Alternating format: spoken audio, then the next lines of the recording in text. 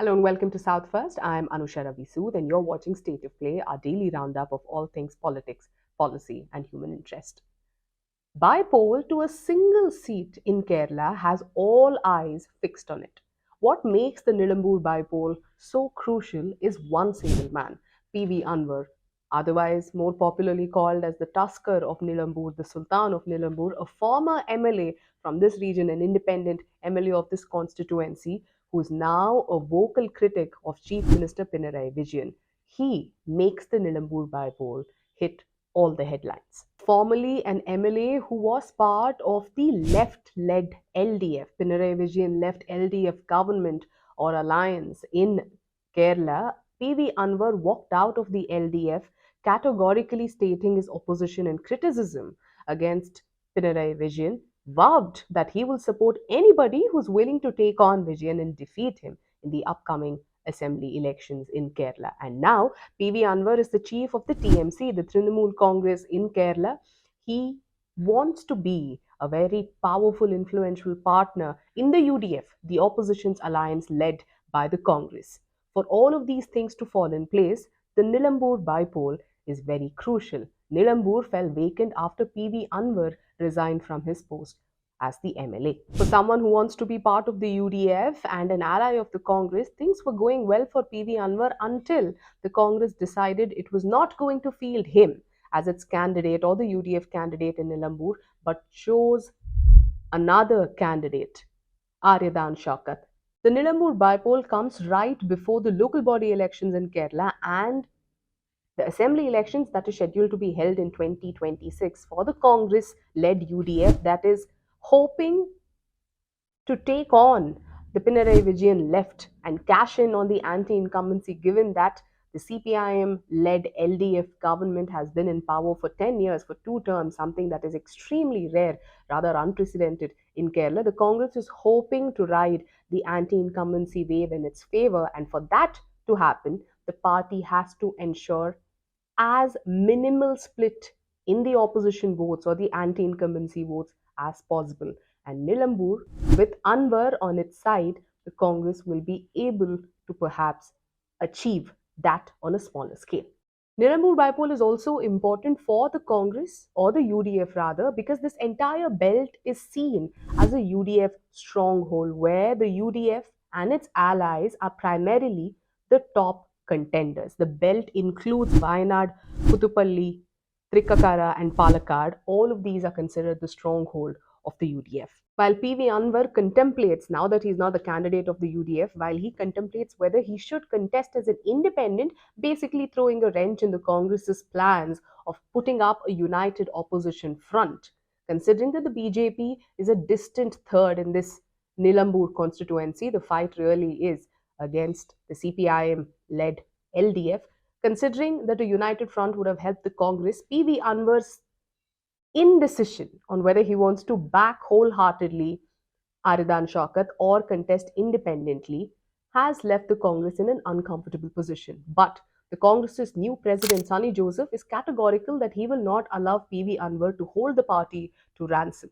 But on the other side, you have seniors of the Congress party in Kerala, like Sudhakaran, who have insisted that PV Anwar should be accommodated. There should be no unilateral decisions when it comes to PV Anwar, since he will add a lot of strength to the party. The IUML is also of the opinion that the Congress has to work with PV Anwar. The IUML, a very key ally of the Congress and a very important ally in this particular belt, believes that the Congress stands to gain having Anwar put his weight behind the party, and Anwar will have a lot to gain if he does not go rogue. Pretty much, the Nilambur by election has become a proxy war within the UDF group.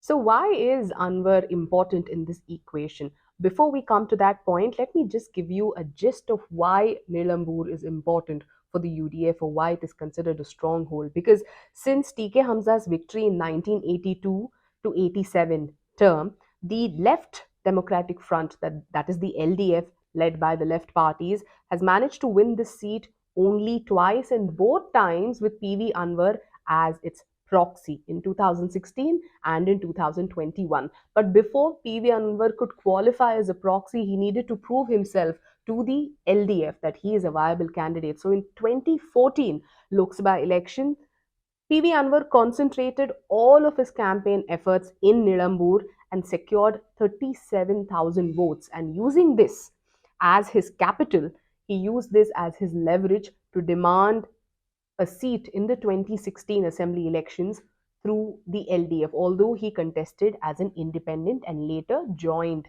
the LDF.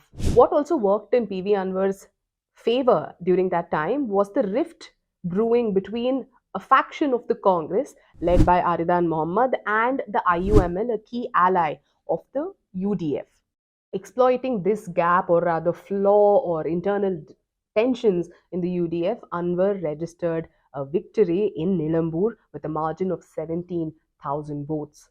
His victory is also credited to the indirect support of IUML, which did not want the Aridan faction of the Congress to actually register a win in Nilambur in 2016. By 2021, by the time it was time for the next election, the UDF had already learned its lesson, it had already mended its ways. It chose a candidate who the party thought will have the support of all its allies. The Congress then fielded VV Prakash, a strong candidate with significant public support, who was also backed by the IUML. So that split in vote that the party saw, or rather the alliance saw in the previous elections, they wanted to avoid it this time around.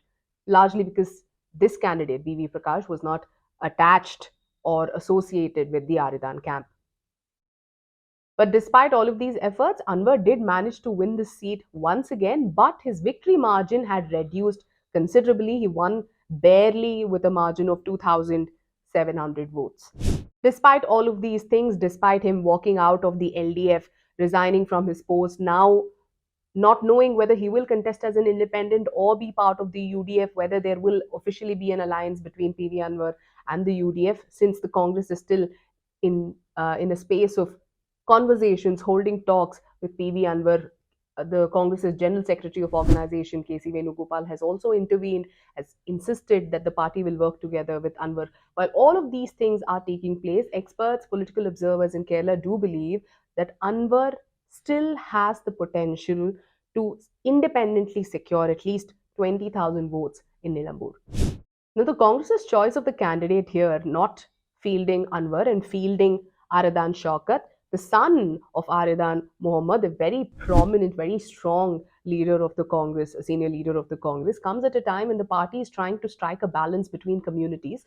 His candidature comes at a time when the KPCC president, the Congress president, the Pradesh Congress president is Sunny Joseph, a Christian. The DCC president too here in this region is VS Joy, somebody that Anwar was also batting for as a candidate. Both of these Congress leaders, office bearers are Christians, and hence the candidate, a Muslim, the Congress thought is going to bring a good balance and probably put all internal rifts to rest.